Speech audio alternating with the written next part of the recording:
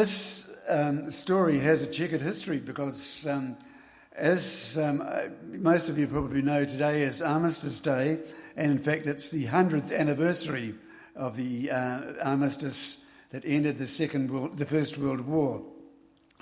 However, I come from a pacifist family, and I was not going to celebrate Armistice Day till my wife jumped on me and says, "You may not want to celebrate it, but lots of others will."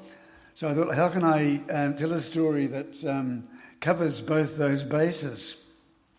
And I decided I would look back and see how Armistice Day was celebrated on the actual day itself 100 years ago today. And it was quite an eye-opener to me to find what it was like. I was totally surprised. It didn't, in fact, start with November the 11th. It started with October the 1st, because that was when the first of the Central Powers surrendered. It was Bulgaria. And when it was announced in New Zealand, people hung up flags on their buildings, ships sounded their sirens, people rang bells, and they gathered in towns to sing and play national songs. And schools had special assemblies to tell the children that peace was coming, and then the government announced that the children would have a whole day's holiday the following Monday. So the war had stopped in Bulgaria, but it was still going on in other countries. So at that time, another group of New Zealand men were sent to an army camp for training, and then they were set off to England to join the war, even though the war was about to finish. Then, on October the 30th, Turkey signed an armistice. And so New Zealand had another celebration. And instead of just children having a holiday, the government said everybody could have a half day off. There was a special interest in Turkey because that's where many New Zealand soldiers had fought and died at Gallipoli. And in Christchurch, the people had a special gathering at the cathedral. And there was a lorry load of people in fancy dress. And to cap it all, a bit of bizarre humour, they had a dead turkey hanging from a crossbar. In Auckland at this time, many people did not hold celebrations. The rest of the country did. But in Auckland, there was a growing flu epidemic. There was a flu epidemic worldwide. But Auckland was the part of New Zealand that was most affected by it. And this epidemic had been brought home to New Zealand by soldiers from the war. 9,000 New Zealanders died of flu, a horrific number. Compare that with 16,000 who died in the war. The flu that ended the war was nearly as bad. It's a horrible thought. Then on November the 3rd, the Austro-Hungarian Empire signed an armistice.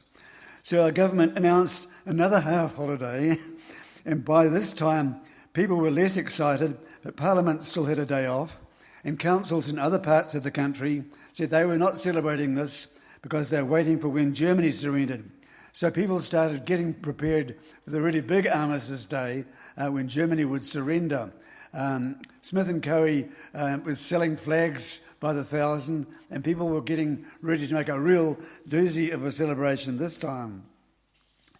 Then, on November 7th, I think this is the most amusing one of all, some newspapers published a cable from America saying that Germany had surrendered. So this was not November, yes it was, November the 7th. And many people stopped working. But the government said it was a false alarm.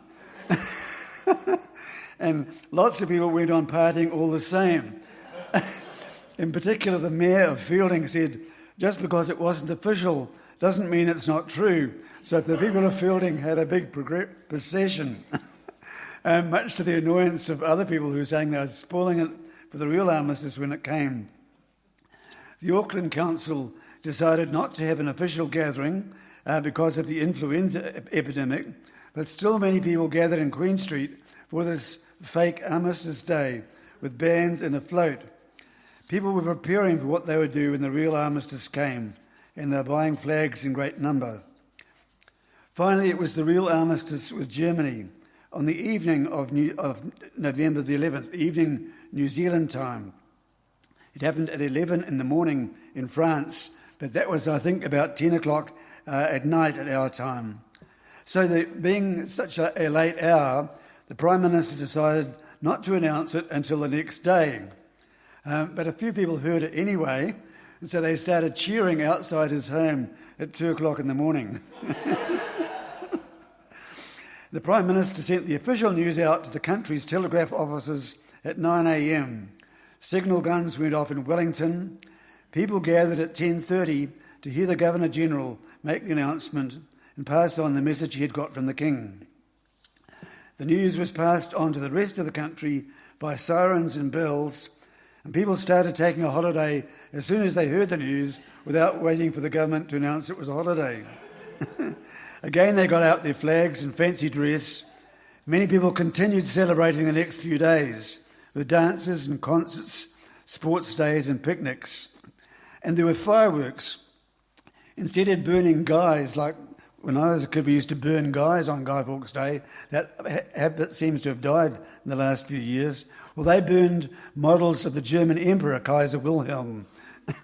And one of them was soaked with tar, so it went on burning for hours. Another one was filled with bombs, so they could blow him up.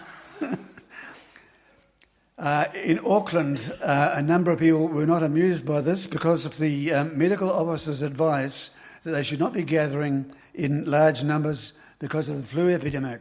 And he would very much oppose them having any celebration that involved getting people together in large numbers. And a medical officer in Christchurch came up with the same opinion, and he said, if you have a celebration, celebrate it in the open air where the danger of infection will be less. But what about the New Zealand soldiers who were in the war at the time? You might think they were celebrating too, but the official history report from the officers in the field said the men in France didn't show any feelings at all. A divisional service of thanksgiving was given on the 14th of November, but most of these men, the war was not over. They had then to march across northeast France and Belgium to join the Allied Army of Occupation in Germany. They arrived there on the 20th of December, so they faced more hardship, and they were still not in any mood to celebrate. Their work was not over.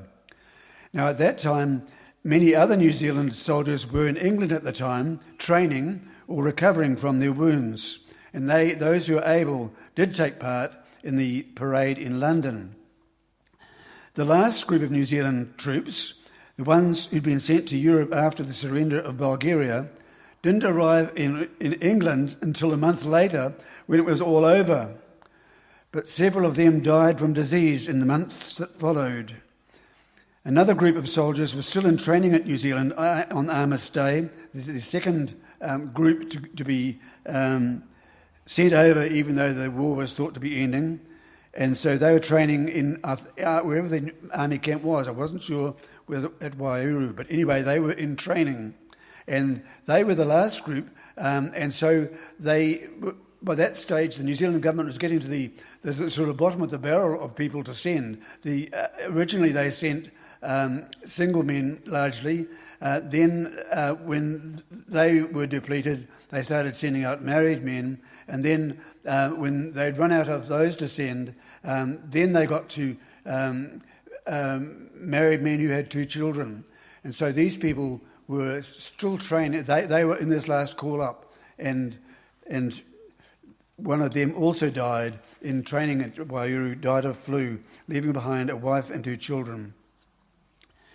My family was probably involved in the war, but I never heard about it from my parents. My father was 9 years old at the time the war started, so he would have been quite capable of following what was going on. His father probably was involved, but my father never mentioned this. He grew up to absolutely hate war, and he never wanted us to celebrate Anzac Day or Armistice Day.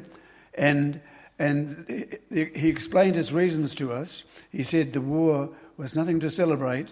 It was an appalling blunder, an appalling act of cruelty and stupidity. And he regarded the military authorities in England as his real enemies. He regarded them as the ones who were prolonging the war and making it worse. And so he didn't celebrate it at all. He didn't even tell us what his own father... I never knew his father. He must have died before I was born. But I never even heard any stories about him. So our family did not want to know. Now, I still partly feel that myself. But on the other hand, that is perhaps being too negative. It should be remembered.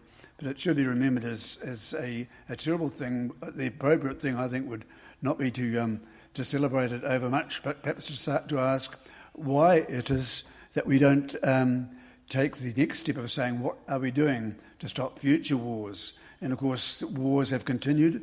In fact, in preparing this, I thought, well, one of the worst wars still continuing is the war in Syria. But I hadn't seen this. This has not been mentioned in the news for quite some time. And when I searched for